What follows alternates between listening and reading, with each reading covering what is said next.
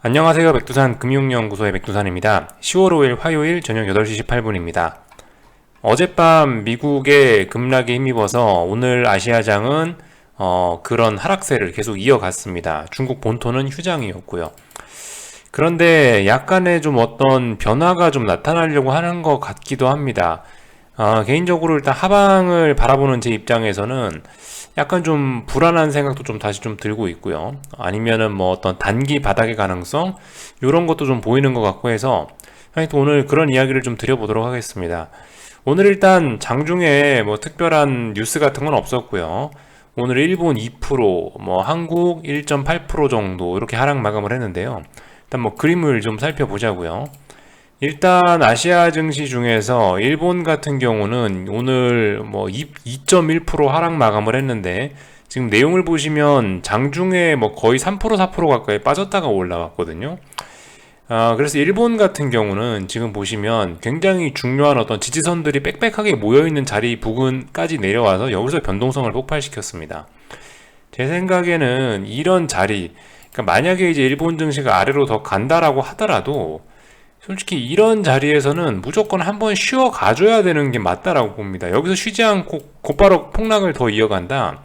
아마 조만간 추세 전환할 수도 있을 것 같습니다. 아무튼 일단 쉬어 가야 될 자리에서 아래 꼬리를 달면서 어떤 반등세를 좀 살짝 보여주긴 보여줬어요. 일본 증시 같은 경우 일단 이런 모습입니다. 제가 이런 걸 보여드리는 거는 뭐 일본 증시가 어떠니까 코스피를 어떻게 해야 된다 그런 걸 보여드리는 게 아니고 그냥 일본 주식이란 자산은 이렇다라는 것을 보여드리려는 거예요.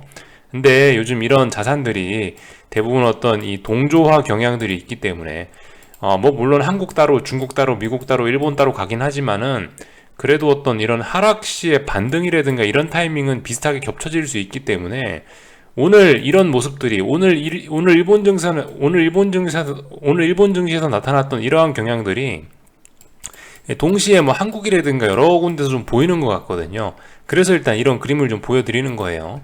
아무튼 이거를 좀 잘 보셔야 되는 겁니다. 이게 뭐 일본이 어떻게 됐으니까 뭐 반드시 오늘 뭐 한국이 어떻게 된다 이런 걸 이야기하는 게 아닙니다. 이 여러 곳의 분위기를 살펴보자라는 측면에서 지금 이런 걸 살펴보는 거예요. 자, 아무튼 뭐 일본이 이런 모습을 보였고요. 오늘 이제 개장을 했던 홍콩 증시 같은 경우도 지금 보시면 일단은 여기 어딘가에서 일단 잘 죽지 않고 있습니다. 여기 어딘가에 잘 죽지 않고 있고요. 상승 마감을 했고 오히려 일단 어떤 뭐 각종 부동산 이슈 이런 것들이 진행되고 있는 와중에도 일단 오히려 그죠? 상승 마감을 했다라는 점을 좀 보실 수가 있겠습니다. 오늘 그래서 한국 증시를 또 그리고 지금 현재 유럽 증시 같은 경우는 일단 보시면은 어쨌든 그 매수세가 또 들어오고 있죠. 이 보시다시피 약간 좀 흐름이 그런 것 같아요. 그러니까 한국장 마감할 때쯤부터 해가지고 이제 대부분 이런 어떤 반등세들이 약간 좀 유입이 되는데 이거 일본 증시인데요.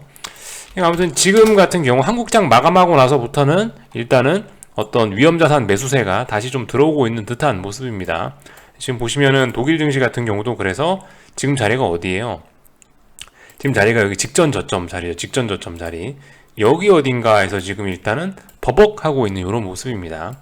그러니까 다들 지금 글로벌 증시들이 어느 정도 좀 중요한 지지선 부근까지 일단 내려왔다라는 점을 일단 보실 수가 있겠어요. 그래서 뭐 어쨌든 지금 이게 그래서 뭐 내일 반등한다, 뭐 내일 무조건 반등한다 이런 걸 이야기하는 게 아니다라는 점.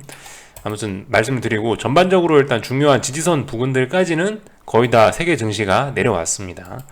한국장 보기 전에 미국장도 그렇단 말이죠. 오늘 아침에 말씀드렸지만 미국장도 S&P가 4255, 뭐 대략 요 부근에 3거래일, 4거래일째 여기서 놀고 있고요. 그 나스닥 같은 경우는 이제 워낙 약했었기 때문에 중요한 지지선을 쿵 하고 깼죠. 깨고 나서 이제 아래쪽에서 반등을 시도하고 있는 이런 모습들이 보이고 있네요. 오늘 한국장에 이제 오늘 한국장을 보긴 볼 건데요. 오늘 한국장 같은 경우는 이제 제가 보기에는 제가 지난번에 말씀을 드렸죠. 그 400에서부터 해가지고 400이 어떤 중요한 자리였고 그 다음 370까지는 특별하게 중요한 지지선이 눈에 띄지 않는다라는 이야기를 드렸는데 오늘 제 생각엔 그런 지지선을 하나 만들어냈다라는 가능성도 좀 있긴 있을 것 같습니다. 385 부근 384.65를 찍고 오늘 반등을 했는데 한국 증시는요, 코스피는 제 생각엔 385 부근이 어떤 단기적인 지지력의 역할을 좀 하긴 할 것 같아요. 제 생각엔 그렇습니다. 일단은 그 미국 증시 같은 경우는 이제 금요일 날 한번 반등을 줬다가 빠졌었기 때문에 뭐 단기나 폭과대 이런 이야기를 좀 하긴 뭐하지만, 한국 증시 같은 경우는 금요일 날에도 하락 마감하고, 그리고 오늘 재차 쉬지도 않고 하락 마감을 해버렸기 때문에 솔직히 좀 약간 좀 단기낙폭 과대에 좀 그런 냄새가 좀 나긴 났었는데요. 제가 오늘 아침에 말씀드렸던 게 오늘 급락하면은 별로 안 좋다라는 이야기를 좀 드리긴 드렸었거든요. 숏을 보는 입장에서 오늘 급락하면 안 좋다라는 이야기를 드렸는데, 근데 이제 제가 생각하는 그런 급락이 장중에 튀어나왔어요. 그래서 저가가 384까지 찍혔으니까 장중에 제법 급락을 한 겁니다. 물론 미국 증시가 나스닥이 뭐 2%씩 빠지는 와중에 한국 증시 오늘 코스피가 장중 2.2% 빠진 건데, 많이 빠졌다, 미국에 비교해서 많이 빠졌다라고 할 수는 없는데, 말씀드렸다시피 한국장 기술적인 부분에서 따져보면은 오늘 한국 코스피는 좀 장중에 좀 급락을 한 것이 맞습니다. 장중에 폭락한 게 맞아요. 그래서 저는 이제 개인적으로 요런 식으로 은근히 요런 식으로 좀 하락의 힘을 끌고 가는 거를 숏을 보는 입장에서는 그런 걸 바랬는데, 아무튼 지금 보시면은 오늘 그죠? 오늘은 약간 좀 과하긴 과해요. 그러니까 제가 이제 과하다고 하는 요런 기준이 뭐냐면은, 예를 들면 이런 자리, 여기 8월 말쯤, 8월 중순, 8월 말쯤에는 이 볼린저 밴드와 종가의 이격도가 대략적으로 어느 정도였냐면 뭐 0.9%, 뭐 1%, 1.2%, 1%. 뭐예요? 그러니까 코스피 같은 경우 하락 시세가 진행되는데 한 1% 이렇게 이격이 벌어지면, 볼린저 밴드와 이 종가가 1% 이상 벌어지면 약간 좀 과하다라는 생각을 하실 수가 있을 겁니다. 근데 오늘 같은 경우 어때요? 장중에 오늘 종가는 볼린저 밴드 하한선과 1% 넘게 벌어지고 약 1.1% 정도 벌어졌고, 장중에는 거의 한 2% 이상 이 볼린저 밴드와 이격이 벌어졌단 말입니다. 장중에 폭락이 한번 나오긴 나온 거예요. 그리고 그 폭락으로 인해서 보시다시피 아래 꼬리가 결과적으로 좀 길게 달렸고, 풋옵션들도 좀 윗꼬리가 좀 길게 달렸고, 변동성 지수에도 윗꼬리가 좀 길게 달린 이런 모습이 나왔습니다. 그러니까 오늘 적당히 반등을 했었으면은 솔직히 하락 보는 입장에서 훨씬 게임을 쉽게 풀어갈 수 있었을지 모르겠는데, 장중에 폭락이 한번 나오는 바람에 어쩌면 반등 보시는 분들 입장에서 조금 더 반등이 수월하게 나오는 그런 계기가 오늘 마련됐다라고도 개인적으로 좀 생각이 좀 들긴 들어요. 하여튼 그래서 좀 오늘 변동성이 터졌었다라는 거, 그래서 숏을 보는 입장에서 저 개인적으로 별로 이게 모습이 좋아 보이지는 않는다라는 점을 하나 좀 말씀드리고 싶고, 그리고 오늘 장중에 보시면 수급도 좀 숏에 좀 불리한 그런 그림들이 좀 보이는 것 같습니다. 예를 들면 외국인들이 선물도 보시면 오늘 2,300억 정도 매수가 들어왔고 1% 넘게 빠졌잖아요, 선물이. 근데 2,300억 순매수래요. 좀 그렇지 않습니까? 그럼 좀 그죠? 그림이 좀 그렇죠. 또 그리고 개인들이 풋옵션도 250억을 샀어요. 이거 결코 작은 액수가 아니거든요. 물론 요게 뭐 선물 그러니까 요게 지금 풋옵션을 뭐 풋 매도한 걸 청산하는 건지, 그러니까 뭐 손절 차원인지 아니면 뭐 신규 매수인지 뭔지 솔직히 뭐 저는 잘 모르겠긴 한데요. 아무튼 이런 액수가 결코 작은 액수는 아니라 가지고 좀 어쨌든 숏을 보시는 분들 입장에서 이 시장이 좀 단기적으로 너무 많이 빠졌구나라는 거를 좀 의심은 좀 하게 돼야 되는 그런 자리에 와 있습니다. 하여튼 그래요. 뭐 이런 점들이 오늘 좀 눈에 띄었습니다. 볼린저 밴드를 장중에 지나치게 좀 많이 째고 나간 점, 또 그리고 수급이 이런 모습들을 보인 점 등등. 여기에 더해서 솔직히 그리고 오늘 장중에 안 그래도 리플이나 이런 것들을 좀 살펴봤는데 분위기가 좀 너무 좋더라고요.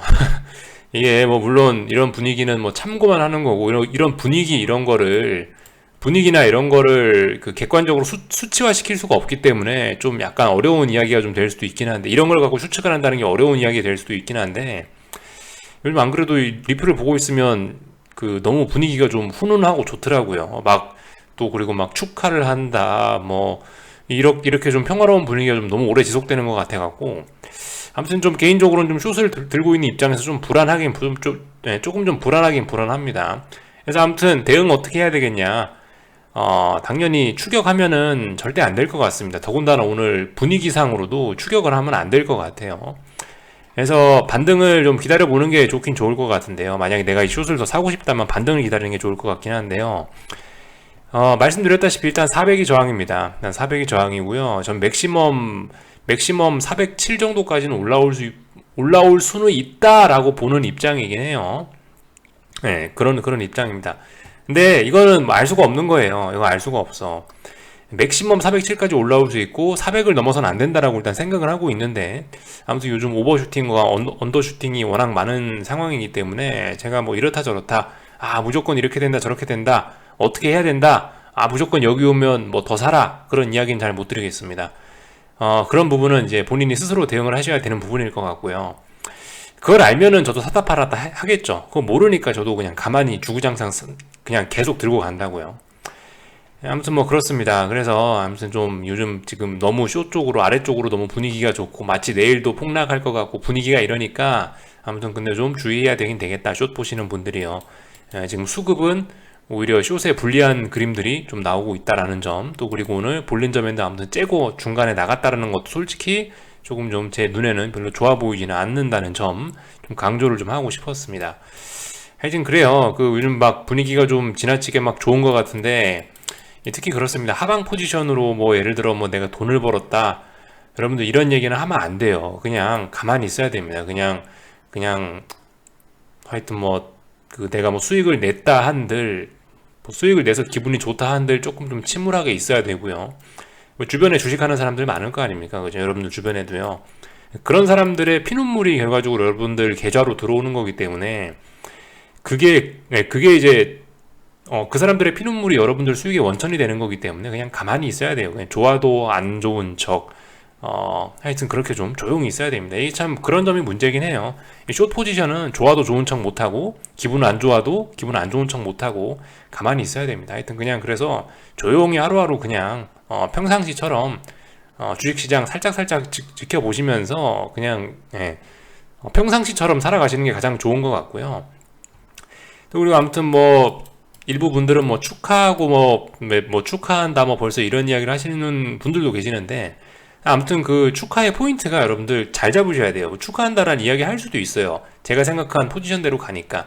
근데 아무튼 이게 지금 계좌에 뭐 얼마가 찍혔다라고 해서 그걸 축하한다라고 하면 포인트가 잘못된 겁니다. 그죠?